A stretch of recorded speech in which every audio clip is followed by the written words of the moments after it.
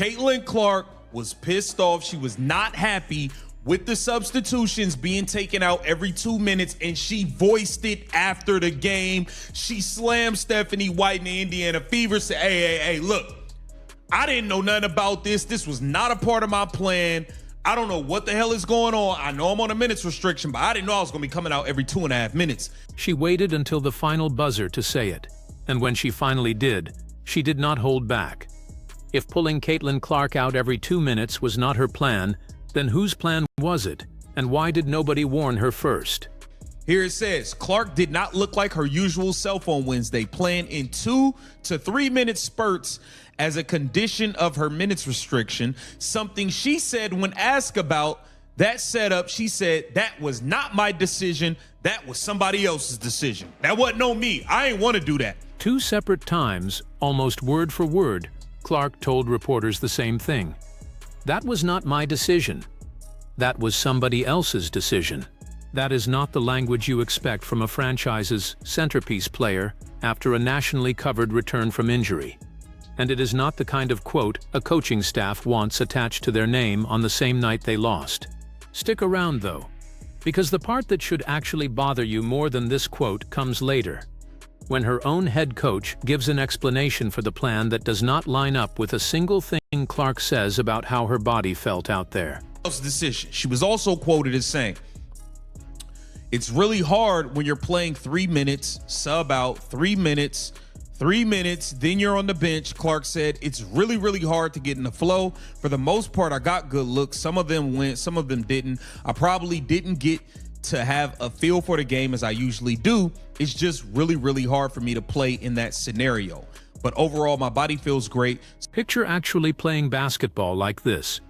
3 minutes on the floor, pulled, sit on the bench, back in for 2.5, pulled again. Clark described exactly that rhythm, or the total lack of one. She said it was hard to get any kind of flow going, that some of her shots fell and some did not, and that she never really got a feel for the game the way she normally does. Then, almost like she caught herself venting too much, she pivoted. Overall, she said, her body felt great, and that was the positive she would take from the night. Sit with that combination for a second, a player describing a genuinely frustrating on-court experience, immediately followed by her reaching for the silver lining in front of the cameras. That is not someone who agreed with the plan. That is someone being careful about how publicly she criticized it, in real time, standing in front of a room full of reporters holding recorders up to her face. And she said it right here. It's really, really hard to get into a flow. It's hard. This was a stupid plan and a stupid setup by the Indiana Fever, the Brain Trust. They are stupid as hell. They're dumb as a boxer. That reaction did not stay contained to one broadcast. Clips of Clark getting waved back to the bench over and over started circulating within hours, and the response was not gentle. The basketball logic here is simple enough that you do not need to have played the sport to understand it. You cannot build shooting rhythm in 90-second windows. Every player, every level, same rule applies. So when people lined up the final box score against that substitution pattern, the frustration was not really about Indiana losing one game. It was about watching a franchise seemingly get in its own best player's way, in the exact game that was supposed to be about easing her back in gently. Analysts who cover this league for a living made basically the same point, that if you are genuinely worried about a player's conditioning, you rebuild it with steady, predictable stretches on the floor, not with a rotation nobody watching could actually anticipate from one possession to the next.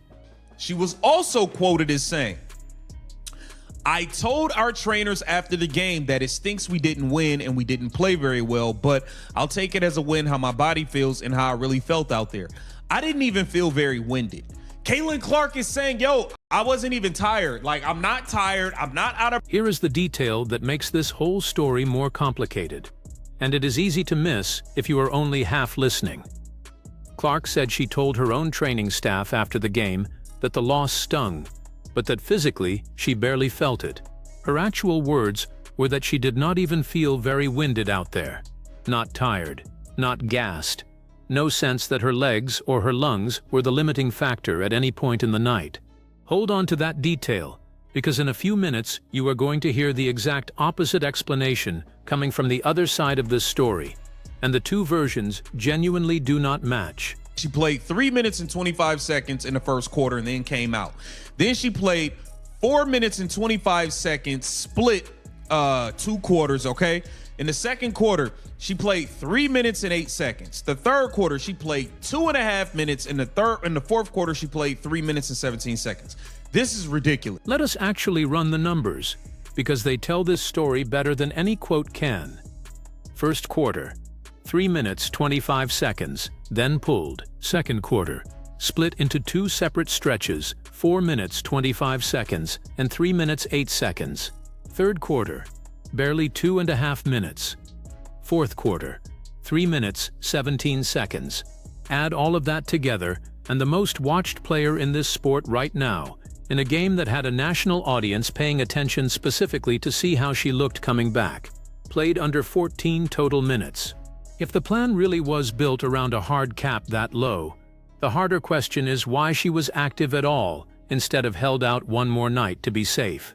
And if she could have handled more minutes, which is exactly what she said afterward, then chopping her playing time into smaller and smaller pieces was not protecting her. It was just making one of the best players in the league look like she could not find her footing in front of the biggest audience most WNBA broadcasts get all year. This is a horrible plan. This is not setting up your star player for success. This is sabotage. This is setting someone up for failure. Make no mistake. To a lot of people watching, this did not read as caution. It read as a plan nobody had actually stress tested, run on the single player an entire franchise is built around. Nobody serious is disputing that a minutes limit made sense coming off a back injury. The real question is whether a limit has to look like getting pulled every 90 seconds, because that is not typically how teams manage a returning star.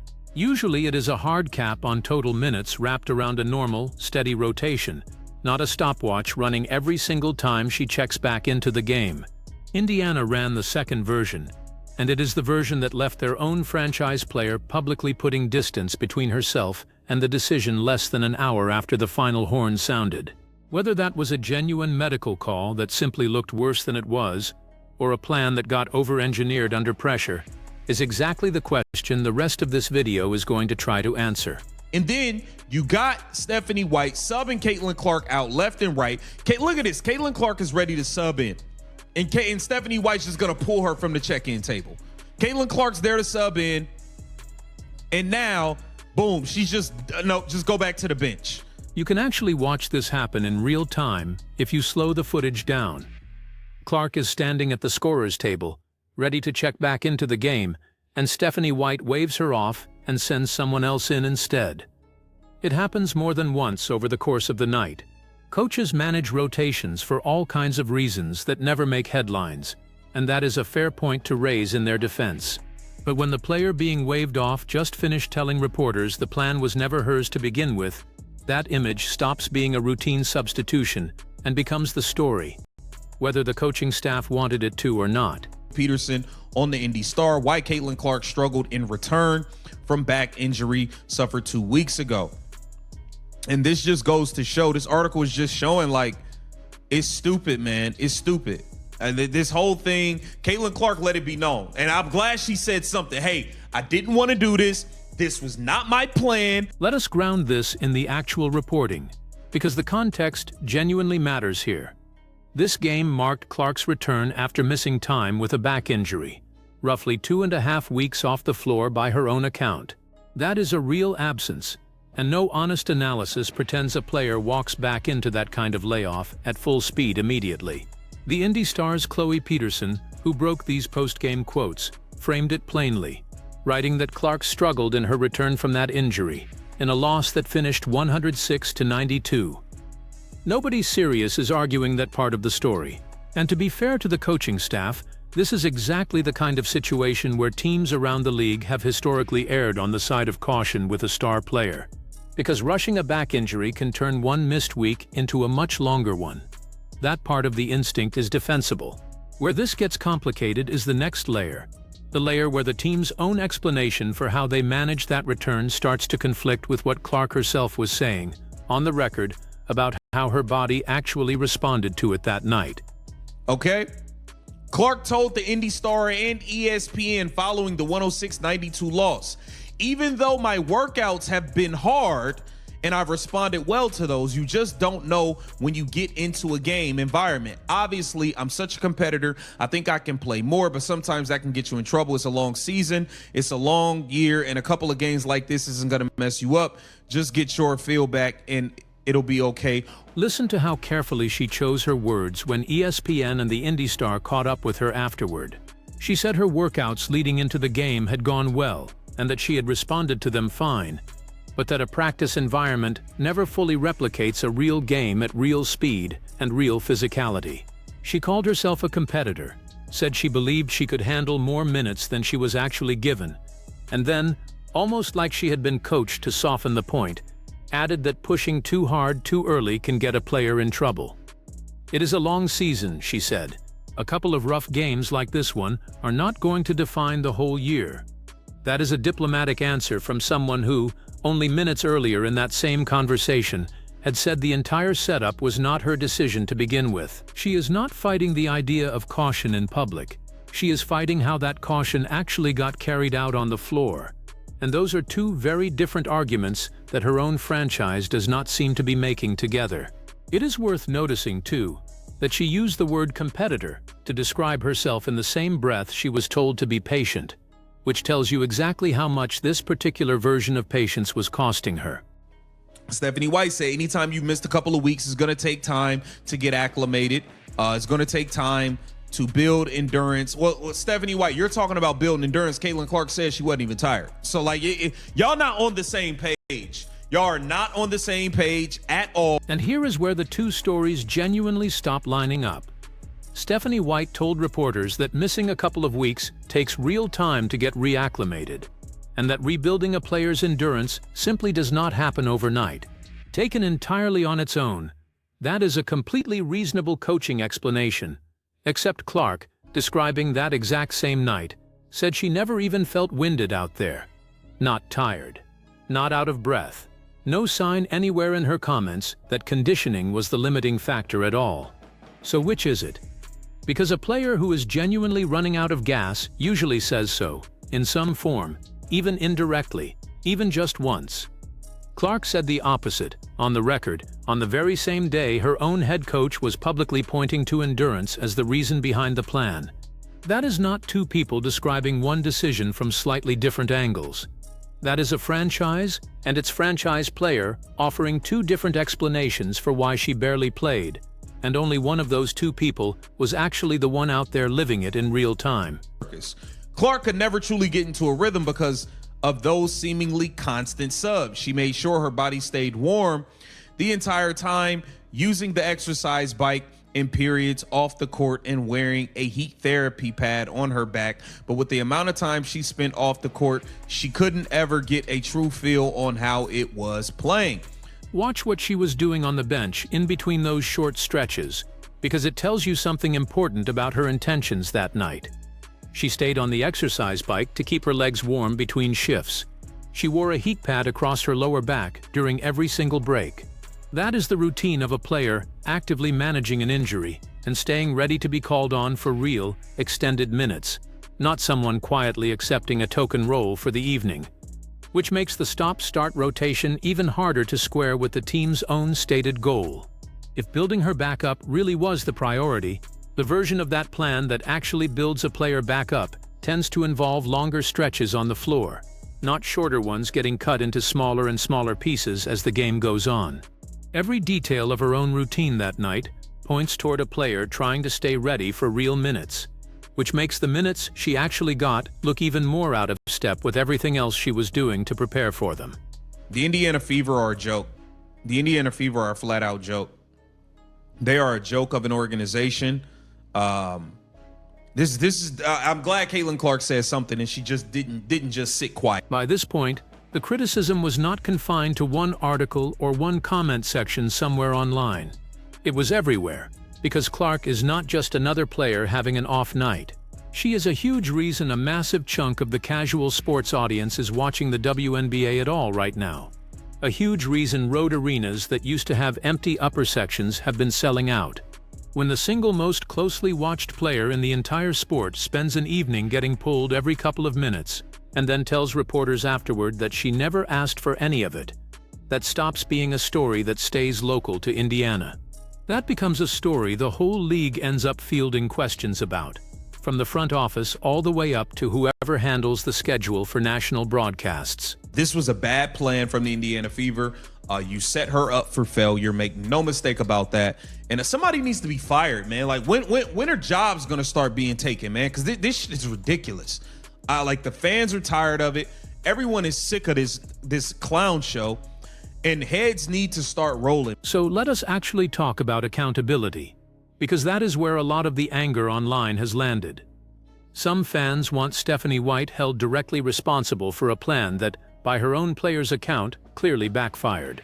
Others point out that in-season coaching decisions rarely move that fast, and that one messy rotation in one game, even a genuinely bad one, usually is not enough on its own to cost somebody their job. Both of those things can be true at the same time. What is not really in dispute is that whatever the intent behind this plan actually was, the execution left Clark distancing herself from it in real time on camera, and left a head coach explaining a rationale that her own star players' quotes do not support.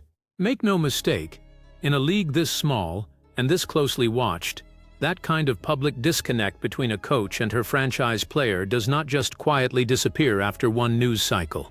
It tends to follow a coaching staff into the next tough loss, and the one after that, until either the results change or the explanations start matching up. This was you set her up for failure, and we all saw it. And it didn't take her saying anything. It didn't take this article. We said this before. We said this during the live. We've been saying this. This is ridiculous, man. Get down in the comments. Let me know what you think about what Caitlin Clark had to say. This Keep the Vision. So where does this actually go from here? One rough night built around an unusual rotation is not automatically a crisis on its own.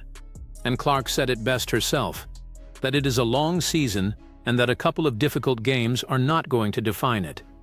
She is right about that part.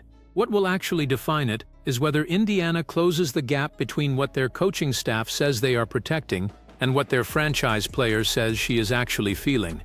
Because right now, those are simply not the same story. If the next game back looks identical, 2- and 3-minute windows, a coach citing endurance, a player saying on the record that she was not even tired, then this stops being a one-off decision and becomes a pattern the front office eventually has to answer for directly. So here is what I actually want to know from you. Was this genuine caution after a real injury, or was it a plan that never should have survived contact with an actual live game? Get into the comments and tell me which one you think it really was, and be honest about it either way. If you want to keep seeing how Indiana handles her minutes going forward, and whether Stephanie White's explanation ever actually lines up with what Clark is saying, like this video, subscribe to the channel, and I will see you in the next one.